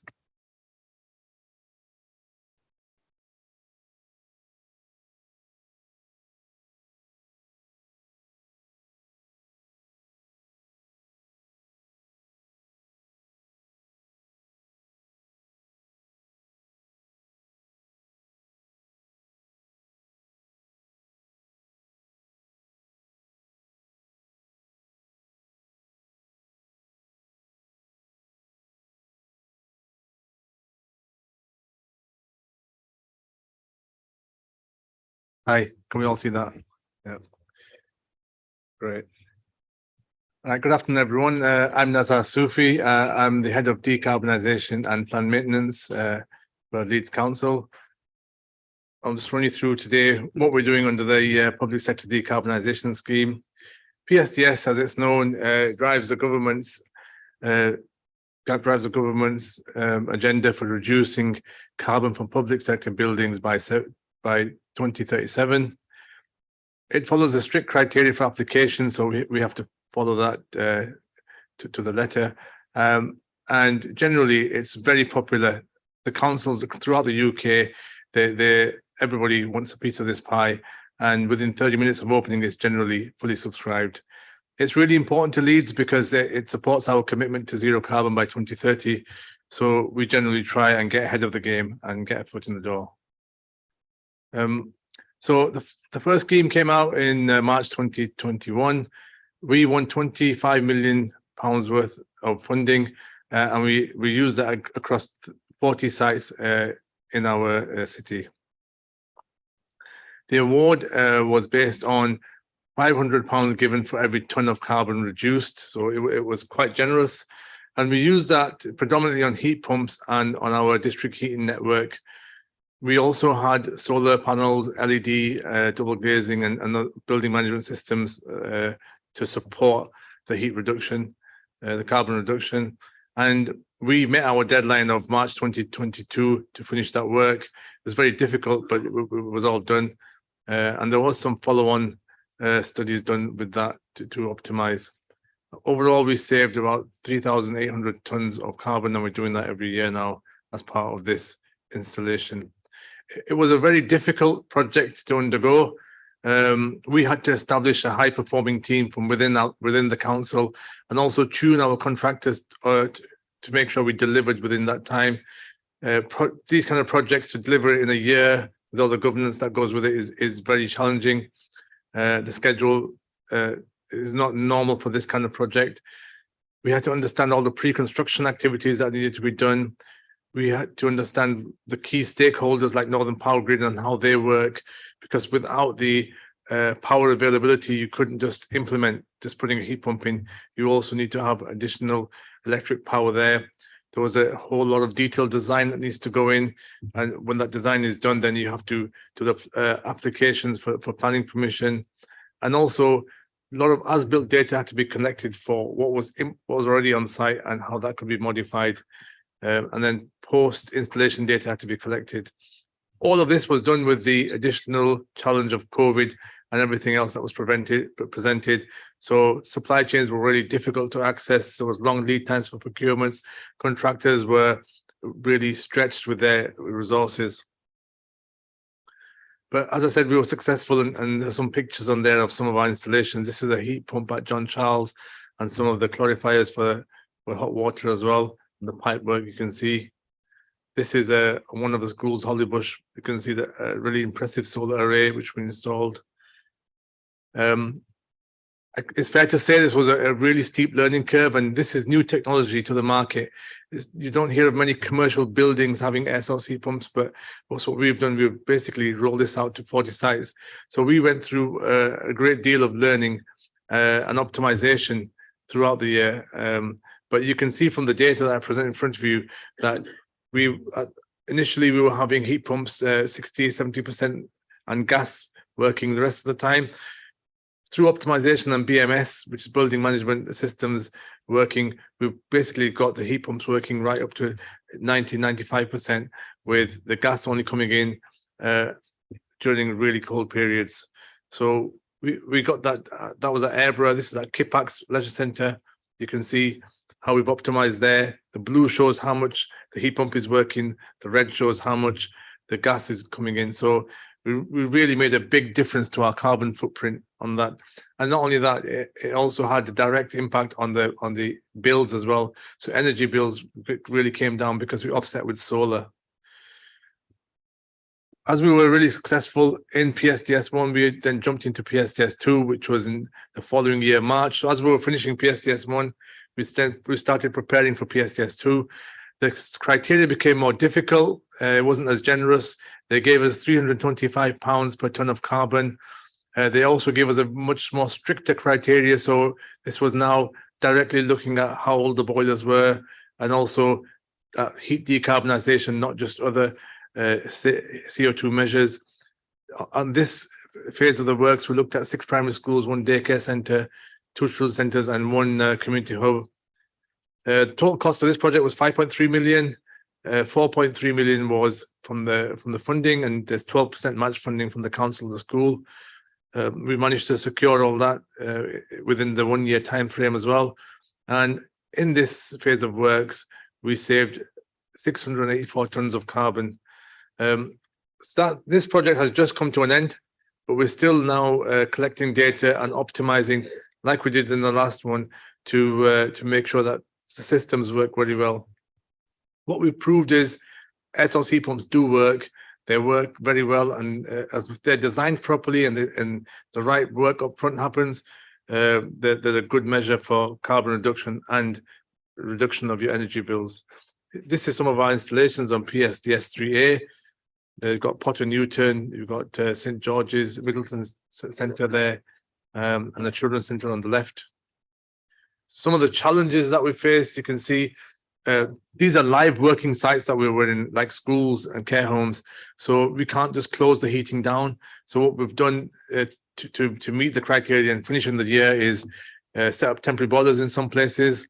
In some places, we've had to work while the schools are open. So we have a really confined area to work in, and we keep all the public areas open and operations going.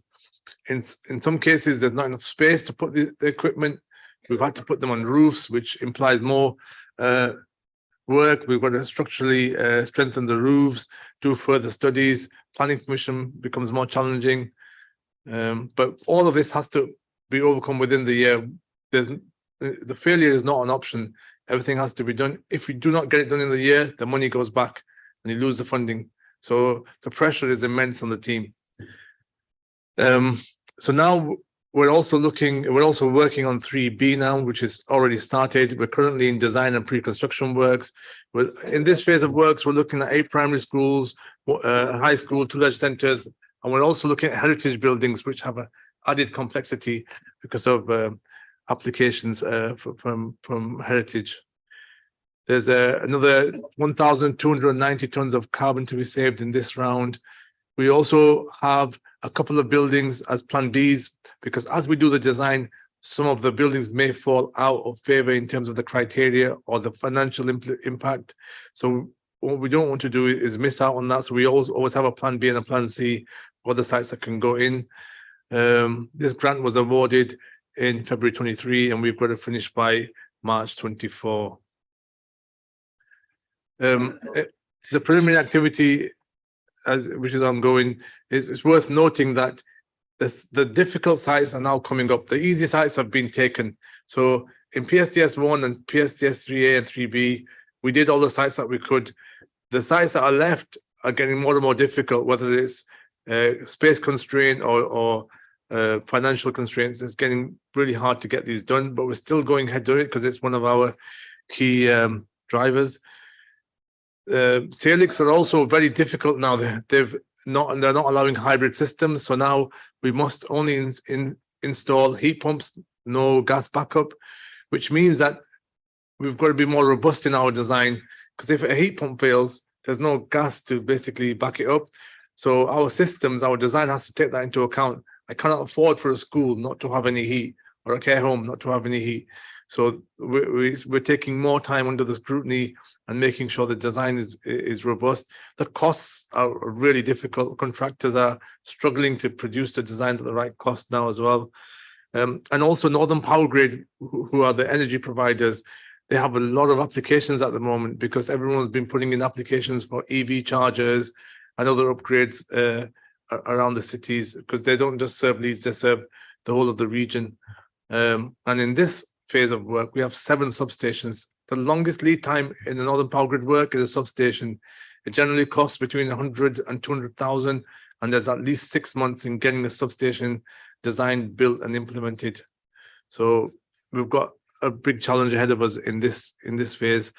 And as I said, the designs are under review at the moment, and we're looking at the pre-start stuff, the health and safety, and the pre-construction information.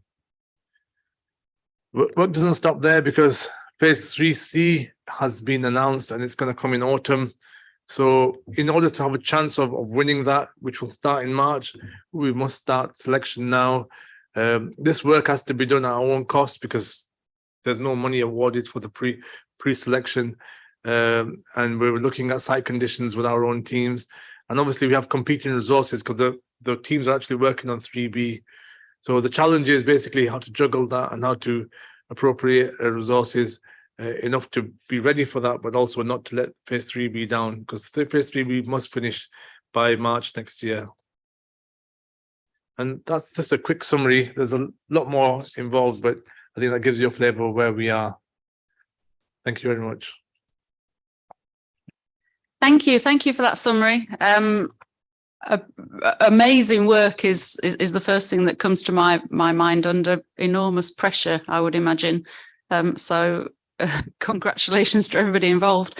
Anybody got any questions? Councillor Foster's first.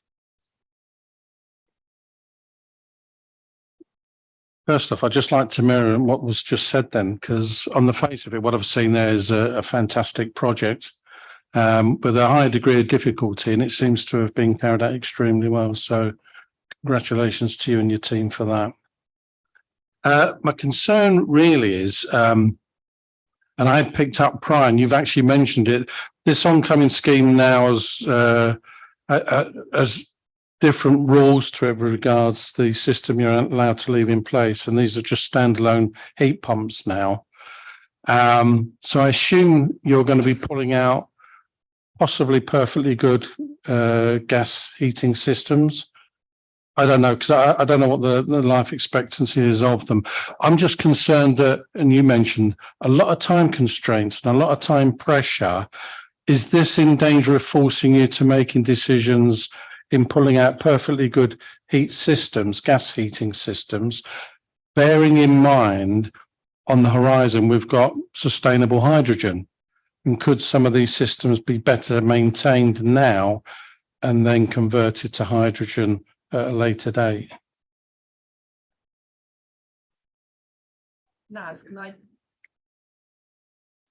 can I just come in about the sort of hydrogen, and then I think the sort of direction of travel on hydrogen is we're less likely to get it across sort of the whole city and the whole grid. I mean, at the moment they're talking about very specific towns, so I think the risk of that is quite low. There still hasn't been a national absolute decision about hydrogen, but I think the more and more people are coming out now is that I think at one point we were talking about the whole city and it using the gas infrastructure. That is looking less likely. When Northern Gas Networks came to scrutiny last year, they weren't talking along those lines anymore. So it's more about sort of industrial clusters, potentially specific towns that are really near to mains infrastructure. So the chances of sort of some of the sites we're looking at being suitable for hydrogen is very unlikely. In terms of taking out gas infrastructure, actually what we're taking out is primarily the actual heating source, and actually they are all end of life. And I'll let Naz talk about the sort of secondary side, but I think a lot of that probably does stay in place. Yeah, exactly. Part of the criteria is the boilers must be at least 10 years old, otherwise you don't get this funding. And what we're finding is that the sites are crying out for us to come in and help them, because the end of life, most of these things, the boilers are in the state where I don't think there's any that's been there for 10 years. They've generally been there for 20 or 30 years. So nearly every site that we've been to so far, and we'll go to, there's a number of sites that are begging us for us to come because they get this for free, essentially 12% contribution, but that generally comes from us. So we do not rip out anything that's working well. The issue with having just one heat pump and no backup hybrid system, this is one thing that we're addressing in the design. We're making sure that we have, it's called N+1 in the design world, where you have a redundancy in the system. So if one does fail, you have a backup. And the way we're making it more robust is, rather than just provide 2 units, we split that up into 4 units. So if you do have a failure, then it's more likely that you can still run with 3 units, maybe not at optimum 100%, but you'll get that 90% or so, because you've got N+1 plus multiple units. And also the other part of this, which this is what I'm looking at right now, is making sure we have units that are off the shelf and that are the household names, such as Mitsubishi, and not something that's from the far reaches of the back of Italy or China that are really difficult to get parts for and stuff. So this is what has to go into the reviews of the designs, and it's really important that we don't just bow to any contractor that comes along and says, I can sell you the world, and then delivers nothing, because the baby lands with me at the end. I'm the one that gets the phone calls. I'm the one that has to deliver afterwards. It's not just give the money and walk away. So I take this very personally and make sure that I'm not left with a problem that I can't handle, because I want to hand this over to our partners in LBS and the sites, to let them be self-sufficient. And this is a really important part of our delivery and our model. Hope that answers the question. Okay, thank you. Okay, so let's move to Councillor Thompson. Thank you, Chair. I noted in an email from January that there were applications that in the bid application, there were 5 schools in our ward that were included. I've since then only seen 2 of those move forward. presumably because, well, could you explain whether we got how much of the funding that was applied for was offered?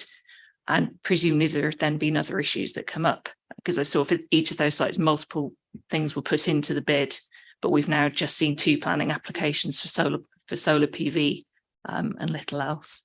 Be helpful just to have a bit of clarification. If that's too specific, we can discuss afterwards. Thank you. Yeah, I can give you an overview.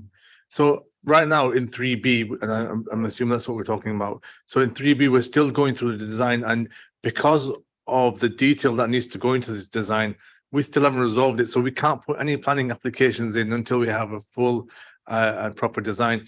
The solar is easier to put the applications in for because it's standard. But the heat pumps, it's not just the sizing which determines the application, it's the location and everything else. So it's not this number of units where it's going to go.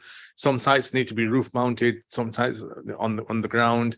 It's also how does the energy come in. So this is what takes a lot of the time. It's that design feeds into everything else. It has impacts on Northern Power Grid. It has impacts on where we remove asbestos, which roofs will need strengthening, planning applications and every other thing. So to get the design wrong would mean everything else goes wrong, and then you'll miss the schedule. Hence, I generally do workshops with all parties at this point, and the one is happening next week to finalize. And I don't order the equipment until I'm sure, because if I order the equipment, I'm basically stuck with it and I have to use it. So it's a really good question, because you see results from when you see the applications and everything else going. This is something that we can't take lightly. Otherwise, what will happen is the school will suffer, and we can't have that. So we are getting there, and I think what's going to happen by the end of June, beginning of July, everything should be in place. That's the target. We'll have the equipment ordered by end of July, and then the implementation will happen around September onwards. Yeah. Okay, thank you. Councillor Shazad. Yeah, thank you for that report, and thank you for all the good work that you're doing. But a quick question, the lifespan of these air source pumps, I believe, is about 20 to 25 years. And what would be the cost to the school or the local authority if we're doing these changes in our buildings to actually then replace these air source pumps and to get the system back up and running? Because obviously, if they've only got a lifespan of 20 to 25 years, we will have issues when that comes up. Yeah, it's a good question. Well, at the moment, most of these places have end-of-life boilers anyway. So to replace those is already going to cost, circa 50 to 100,000, because some of them are rather big. You'd also have to change secondaries as well for them to work. So they're getting this for free, and that money is put aside. In 20 years, I can guarantee you there'll be new technology. And in 20 years, the legislation will be different. They won't be allowed to use what they're using now, because we're getting greener and greener and more leaner. So I think 20 years is a good design period. And the fact that we're using good quality equipment should give you that yield at least. So personally, I'm not too worried, but it's a good question, because it's something we should always think about. We don't want to leave our sites with something that's problematic. We want to leave them with something that they can build on and become stronger with. And that's what we generally try to do. We don't always succeed, but we always endeavor to do that. Thanks. Thank you. Do you want to add anything, Polly? Yeah, just to say, I think if you sort of start to read the documentation around, same with EV cars or any of the new technology, there's a plan for getting to price parity. So in terms of that replacement cost, you will be in certainly no worse a position. And in fact, at some point, you'll probably be in a worse position if you were trying to replace a gas boiler, because it will sway the other way. And we're already starting to see in the market that actually the equipment is coming down in price substantially, especially in the residential market. Some of the costs come with things like the electrical infrastructure and things like that. But obviously, once that's in place, it's done once and there. So like Naz, I share his optimism that won't present us with a problem. Thank you. Councillor Carlile. Thank you. I guess a technical question more about our buildings and how they work. So in terms of the schemes in this, it covers a lot of different schools, but obviously the buildings of schools can be in a number of different arrangements. So there are some that the building is owned and the school is maintained by the local authority, and that's the case for many of our primary schools. But we also have some that are, so I'm a governor of a voluntary aided school where I don't believe the council own the building and the estate. Obviously, then we've got academies where they own their own building. How does it work in terms of this programme? Does this only apply to those buildings that the council own, or is it open to all those other different types of school as well? So the funding, so PSDS is open to any public sector. Who bids for the funding, I suppose, is different. So the academy trusts will have bid in their own right. I think we have done some of the voluntary aided where we've worked with, or like with the diocese and things. So depending on the arrangement and whether we've got a lease with the building, we've worked that through with children's services. But obviously our focus has been on the schools that we have responsibility to maintain, but schools can access the funding in their own right. We've just helped them to get there easier and to have one programme, one procurement, and to have some of the expertise in terms of making sure it's done properly. Thank you. Does anybody else want to come in on this item? No. Okay. In terms of comments and questions from me, I was going to ask a question about the monitoring. I think that's really impressive, the data that came from, was it Airborough and Kipax? So one question was, is that same level of data going to be able to be available from schools? And then my other one's been asked, just a question about, you mentioned connections to substations. Is that something that's a potential danger in terms of causing delay, or do you think it's surmountable? I think you picked a really good point there. The substations are the critical path, as we call it in project management. So if there's a site that doesn't have enough demand, then you need to put a substation in. The number is 267 kilowatts. Sorry, yeah, kVA. If it doesn't have that, if it has more than that requirement, generally we need to put a substation in. We do work with Northern Power Grid really closely to try and negate that by other means, but generally we have to where we have to put a substation, that becomes a 6-month timeline, and obviously nothing can happen until the substation goes in terms of commissioning. What we do is we work in parallel and we make sure that everything else goes in, so the last item to go in is a substation. And what we've done on a couple of occasions is we've actually commissioned the plant on a temporary generator, so we know it all works, and then the last thing to do is just switch on the new power. What also happens is when we do put a substation in, is the school get an upgrade as well, so or the facility. So it's kind of a bonus for them, because future upgrading, if they've got EV chargers, they can also include that in the application, and they'll have that additional power where they need. Because often these are sites that are on the borderline of what capacity they're allowed to have from Northern Power Grid. So there is a bonus for that. Yeah. What was it? Was another question? The other question was about data, being able to pull the kind of data that you shared with us about sports centres out of schools. So the data that we collect is from all the sites. The schools, the challenge with the data has been the IT systems.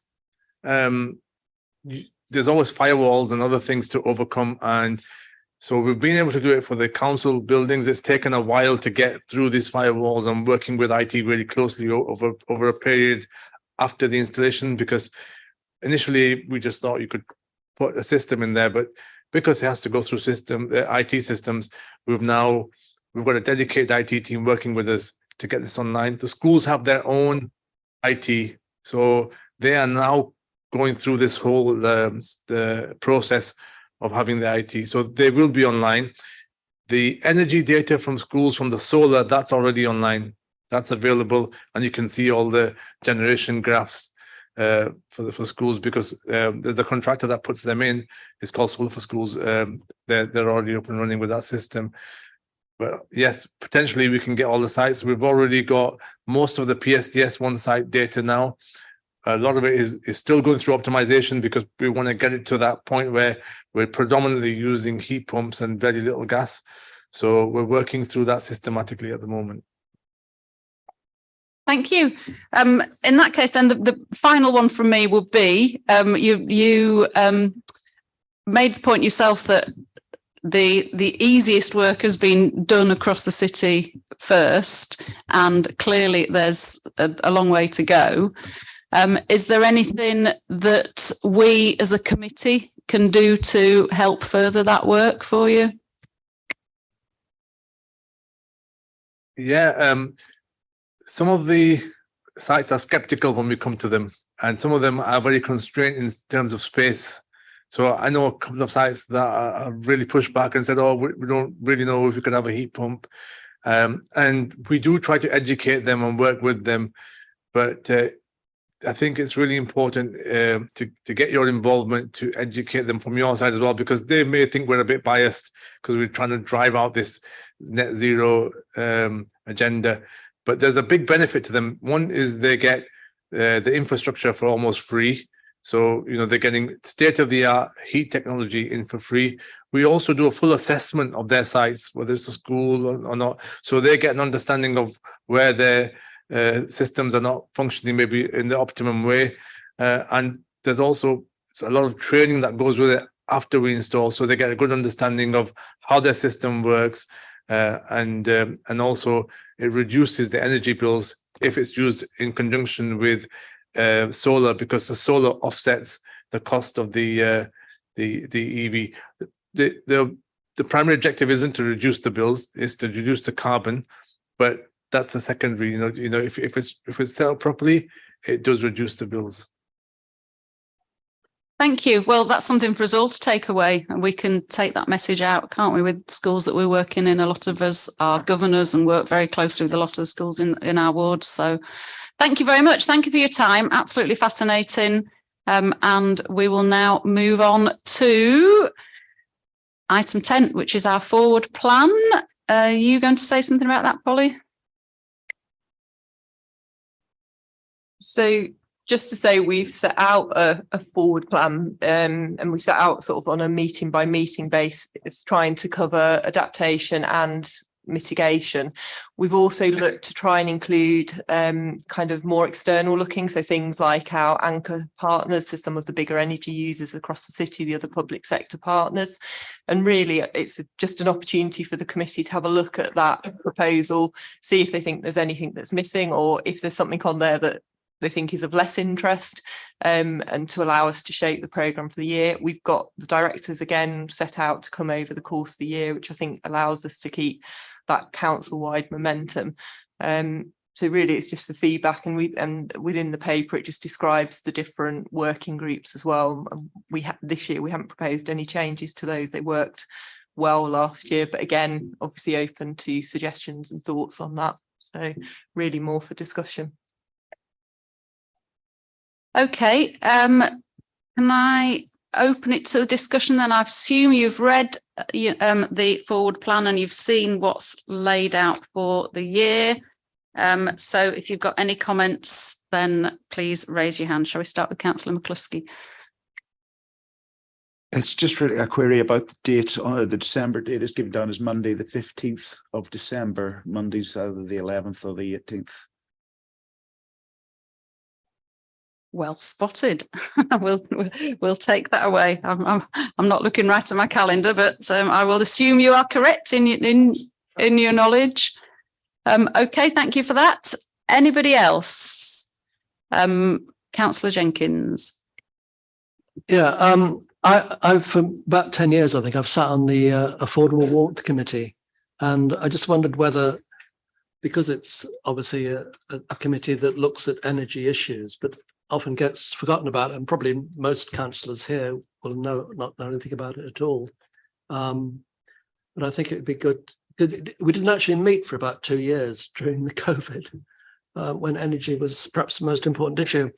So I think Councillor Brooks is the chair, but I think it might be good to involve that committee in discussions. Okay, thank you for that. Anybody else? Councillor Shazad. Just a quick one about the groups the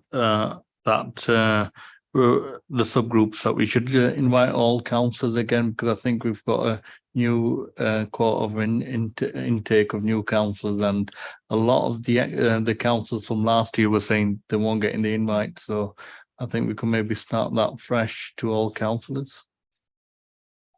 Absolutely, and that's definitely something that I do believe Rachel is already on with. She's nodding away to say, because we have discussed that. Just for new members, we have 4 working groups. They're listed in the document. So I chair one on infrastructure planning and buildings, and Councillor Anderson chairs biodiversity, food and waste. Councillor Shazad, I do believe Rachel is already on with, chairs community and business engagement, and Councillor Carlisle chairs economy and finance. And just I just wanted to say thank you first of all to 3 of you who agreed once again to chair it, having done it last year. So I really do appreciate that. Thank you for that. And Councillor Shazad is absolutely right that any member can be on one of the working groups. You don't have to be a SEAC member. I fully encourage all of you to play a part, but please encourage other councillors that you talk to. We are going to be sending out an invitation for people to sign up, and it's really important that they do so, because it's at the working groups that we really have the opportunity to delve in more detail into some of the things that we perhaps more briefly discuss at these meetings. And also it's the opportunity for things to be revisited. So, we'll invite the travel plan back and PSPS back to update us. And if they've said that they're going to be doing work that we've discussed at this committee meeting, we can then look into that in the working groups and question people in those groups. So, yeah, absolutely. Thank you for your point. That is definitely something we will do, and I would encourage everybody to encourage everybody else to sign up. We'll invite the travel plan back to anybody else got any points on that forward plan. So we assume that everybody's happy with it. We also have that working groups and forward plans in those operations as well. So they'll go out. Absolutely. Thank you for your point. They can get circulated. In terms of other things I wanted to say about directors. I want to say on this item a big thank you to officers, to Polly, to Chad, to Rachel for all you also gone into producing this. It's been a lot of work, and it's looking to be really good year in terms of the things we're going to examine. And as Polly said, and it says in the report as well, that the breadth of it has been designed to be able to look at I want to say on this item across the city. Officers, to Polly, to Chad, to Rachel. We also got producing this. It's been a lot of work, and it's looking to be really good. Yeah, I mean, this is part, from an executive point of view, this falls into my remit. I know there's a lot of work to do for us to get to net zero by 2030. But I was on a course last year where the UK 100, and I know a lot of the local authorities do work, but we are kind of well ahead of the game, I can assure you. Probably the top 4 or 5 authorities. Probably the only core authority who come up if we look at the different areas or scenarios. But I don't think. I mean, I'm not complacent. I think we've got a lot to do, and the only way we could do it is not for officers, but all of us have a role to play in that. Not just us as a council, but all our partners, the businesses, really important thing that come up to achieve, to get to where we want to be. So it is a very much a partnership where everybody needs to play their part. I think we've got a lot to do. Absolutely. Couldn't agree more. So thank you very much, everybody, for attending. Thank you for everybody's hard work in putting this meeting together. Our next meeting is, in the interests of reducing our carbon footprint, an online meeting, and it will be on the 5th of July. So I will see all your faces in little boxes then. Thank you very much, everybody. Absolutely. Couldn't agree more. So thank you very much.